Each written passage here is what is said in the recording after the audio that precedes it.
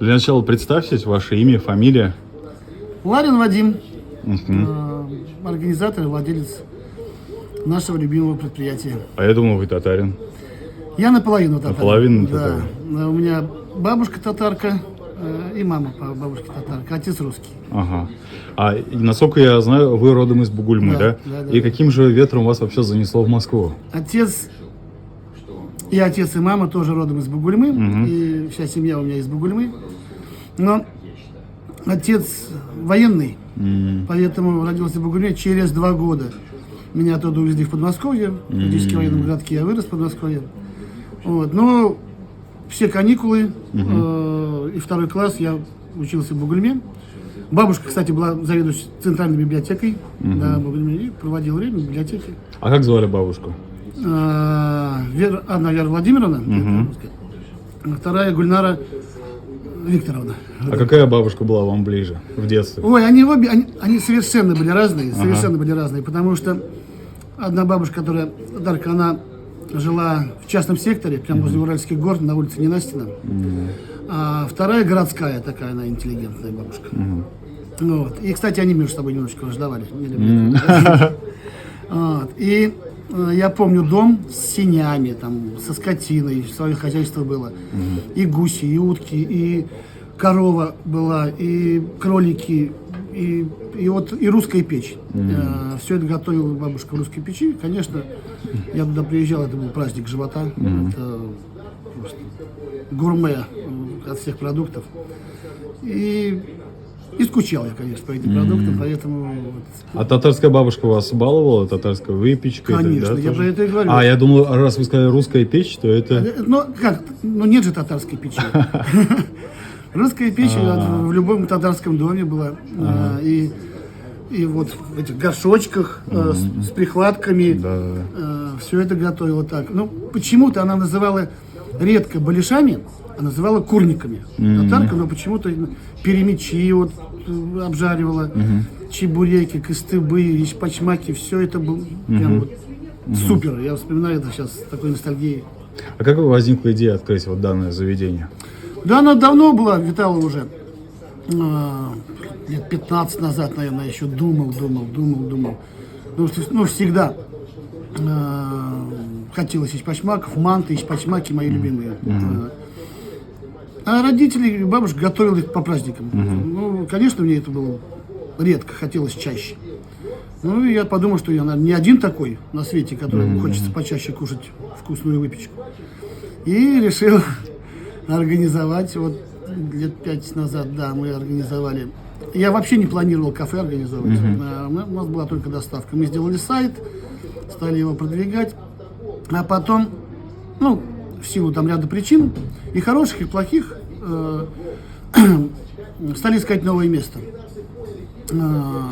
И вот волей случая здесь на Сломынке предложили вот это место, мы его доделали, довели до ума, вот, и начали. А как возникло название, идея возникла? Очень просто.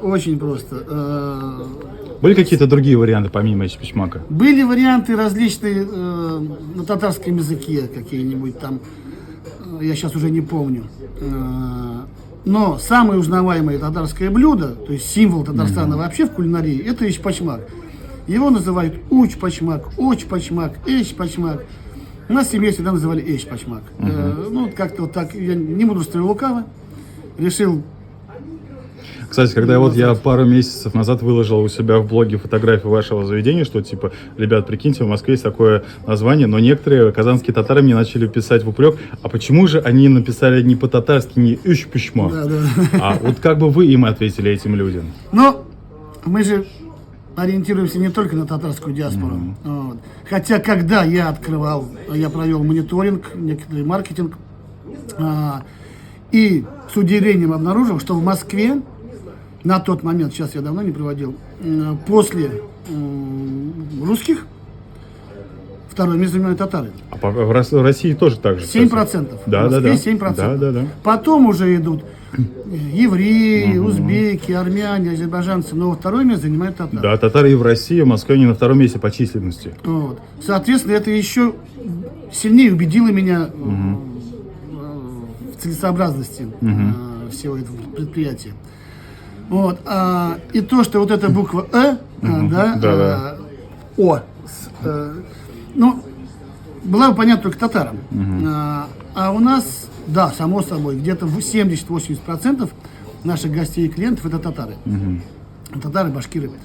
Вот. Но очень много людей, которые съездили в Татарстан, русские, там, неважно, там, и же евреи и так далее, на экскурсию, например, в Казань съездили, там, посмотрели, погуляли, покушали, приходят, блин, так вкусно, мы тоже здесь хотим в Москве. Конечно, это тоже немаловажный большой пласт населения, и, конечно, мы на него тоже ориентируемся. То есть здесь такая, я не хотел видеть ни слова «ичпачмак», ни правильное написание, но пришлось, вот, наверное, видоизменить это слово с целью, ну, мы же тоже не благотворительный, это же тоже бизнес, и он должен выживать. Абсолютно. Кстати, а по каким рецептам готовите и выпечку, и всю вашу разнообразное меню? Потому что же татары, вот кому бы ни пришел, все готовят по-разному. А нужно же все-таки, мне кажется, найти какой-то эталонный вариант. Вот как вы его нашли? Ой, ну вообще-то у меня и от мамы, и от бабушки остались всякие тетрадки реально с рецептами, серьезно. Это не лукавство, это не вранье, это действительно так. Потом очень мне сильно помогла книжка Ахметзянова. Оттуда я, ну, не все брал, потому что я, когда начинали, я сверял бабушкины рецепты, потому что со временем много изменилось. Вот, и нашли какую-то золотую середину, что-то я взял из этой книжки, что-то из бабушкиных записей и маминых. Как-то так.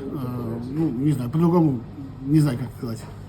А самая ваша любимая выпечка или блюдо из татарской кухни? Ичпачмак. Это, несомненно, ичпачмак. А с чем именно? У вас же вот и здесь манты. Но манты относительно татарская все-таки, но вот, ичпачмак и манты. Ага, а ичпачмак же у вас есть из сутка и из говядины. Вам больше какой вариант нравится? Еще с кониной есть. А еще и с кониной, да. Мне с говядиной. Традиционный с говядиной ичпачмак. И именно настоящий ичпачмак, который не просто треугольник пирожок, а тот, вот как бабушка делала, с бульончиком, заливая туда в процессе приготовления, вот с этой пимпочкой, очень важная деталь. Он должен быть сочный. Тесто на кефире со сметаной. Да, продукт получается дорогой, потому что в последнее время, конечно, рентабельность сильно снизилась. Но качество мы продолжаем держать вне зависимости от стоимости. И за последние, не знаю, 2 года мы повысили стоимость на 10% в 2 раза. Хотя продукты подорожали в 2-3 раза некоторые. Вот, особенно масло, мука, картошка, мясо. Ну, все самые важные ингредиенты. Ну, что еще? Очень нравится кыстыбый. Да, именно кыстыбый, хоть многие говорят, что настоящий татарский кыстыбый это с пшенной кашей. Да, это настоящий самый. Ну, с маслицем, само собой. Я как-то с пшенкой не признаю. Для меня вот именно с картошкой. С картошкой. Для меня тоже, для меня тоже. И лепешечка должна быть тоненькая, жарится без масла. Вот она на сухой сковородочке жарится из пресного теста, и когда она сворачивается, ну, это вкусно, мне нравится. А блюдо совершенно простое. А вы можете назвать какой-то там средний портрет вашего покупателя? Кто это? Мужчины, женщины, средний возраст, пенсия, студенты, те, кто говорят на татарском, либо не говорят. Ну вот по вашим наблюдениям, кто? Ну, основной, конечно, это 30+. Даже 40+, наверное, да? Потому что это люди, воспитанные не на Макдональдсе, это которые знают татарскую кухню. Я уже повторяюсь, 70-80% это татары, которые любят свою кухню. Из молодежи есть, конечно, недавно вот приходили ребята, как раз из Бугульмы, здесь целая компания была, да. Ну, студенты, не знаю, лет по 20, может, 19. А что взяли, помните? Какой? Да, конечно, помню, мы с ним целый здесь диалог был такой длительный у нас. Ичпачмаки, кыстыбы брали, да, губдию, что еще, чай. У нас татарский чай есть травяной, тоже хороший. А что еще? Ну, наверное, все. Вот студенты, конечно, они берут иногда на пробу, иногда зная по одному, по два пирожка. А люди уже состоявшиеся, конечно, они приходят полноценно пообедать, взять с собой для родственников, для друзей. И, соответственно, приходят по рекомендации, не по рекламе. Ну, по рекламе тоже, конечно, но основная масса идет по рекомендации. А вот назовите еще раз, какое самое большое количество заказов вам поступило вот и единоразово? На какое количество выпечки? От одного... Да-да-да, от одного это заказчика. Вот у нас есть один клиент. В основном у нас большие заказы, они как вот перед праздниками проходят. Мальчики поздравляют девочек, девочки поздравляют мальчиков на 23 февраля, на 8 марта в офисы в основном заказывают. Вот был заказ, первый раз заказали на прошлый 23 февраля заказали 600 тысяч пачмаков. А перед Новым годом 24 года, числа 27-го, наверное, я сейчас точно не помню, 720 тысяч почти заказали, там сумма порядка 125 тысяч рублей была. Вот. И все это вручную. А сколько человек лепило? 4 человека.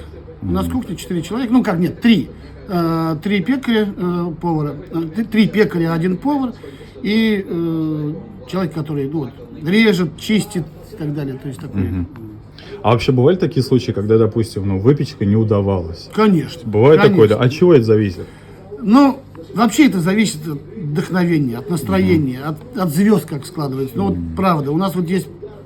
Это, видимо, как каждый раз, как в первый раз, да, когда готовишь? Это вот у нас пекарь, особенно зурбалиш. Зурбалиш, это...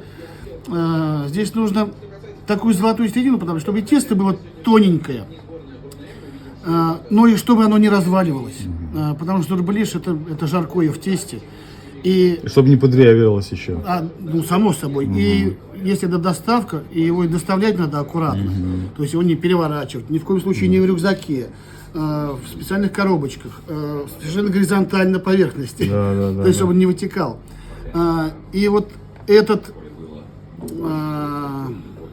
вот эта середина, когда и начинки много, и она сочная, и тесто тоненькое, вот ее надо собирать, потому что бывает не так часто.